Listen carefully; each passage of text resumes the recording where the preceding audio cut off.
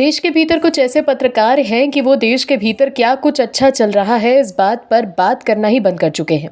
ये एजेंडाधारी पत्रकार सिर्फ वामपंथियों की डुगडुगी पर ही नाचना जानते हैं।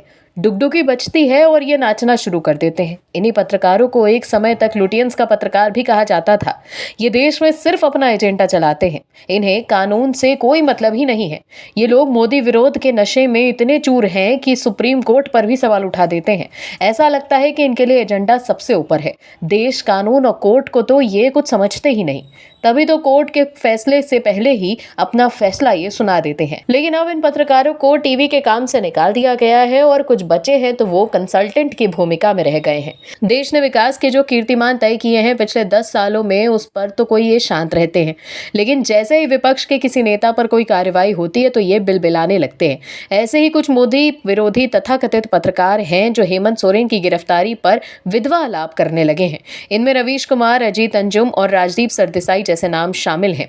इस खबर में बताते हैं आपको कि कैसे हेमंत सोरेन की गिरफ्तारी के बाद मोदी विरोध पत्रकार तिलमिला गए हैं।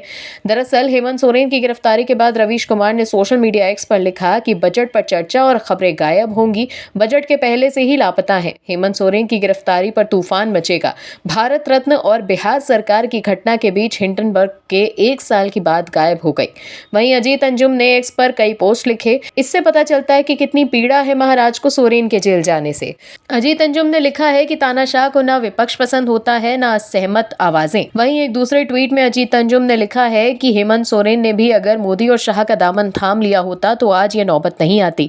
इसके अलावा अजीत अंजुम ने लिखा है कि मोदी की चले तो विपक्ष के हर बड़े चेहरे को जेल भेज दिया जाए, विपक्ष मुक्त संसद बना दी जाए, विपक्ष मुक्त राज्य बना दिया जाए, कहीं से कोई आवाज ही ना उठे, कहीं किसी और पार्टी की सरकार ही ना बचे। तो वहीं राजदीप सरदेसाई, जिन्हें समझ ही नहीं आ रहा है कि वो क्या करें, फिर भी विपक्ष के साथ खड़े हैं। लेकिन सोरेन की गिरफ्तारी से वो भी तिलमिला गए। उन्होंने लिखा, दिल्ली की राजनीतिक हवा में बहुत सारे प्रश्न बह रहे हैं। तो 2024 के चुनावों से पहले अगला विपक्षी नेता कौन होगा? विपक्ष मुक्त या भ्रष्टाचार मुक्त भारत? भ्रष्टाचार विरोधी अभियान या वॉशिंग मशीन की राजनीति? क्या ईडी केवल विपक्षी शासित राज्यों में काम करता है या सभी के लिए कानून का शासन चलता है? वहीं एक और मोदी विरोधी रोहिणी सिंह ने लिखा है कि जब आप बीजेपी के सबसे मजबूत सहयोगी प्रवर्तन निदेशालय के सामने नहीं झुकते तो क्या होता है? इसका ज्वलंत उदाहरण हेमंत सोरेन है। यदि आप ऐसा करते हैं तो आप मुख्यमंत्री बन जाते हैं और सब कुछ माफ कर दिया जाता है। तो वहीं साक्षी जोशी ने लिखा कि once upon a time there was a supreme court in India. इसके अलावा साक्षी जोशी ने एक और ट्वीट में लिखा है कि पूरे विपक्ष को ही जेल में डाल दो ना, और फिर अकेले ही चुनाव लड़के जीत जाओ। लोकतंत्र होने का नाटक ही क्यों करना है?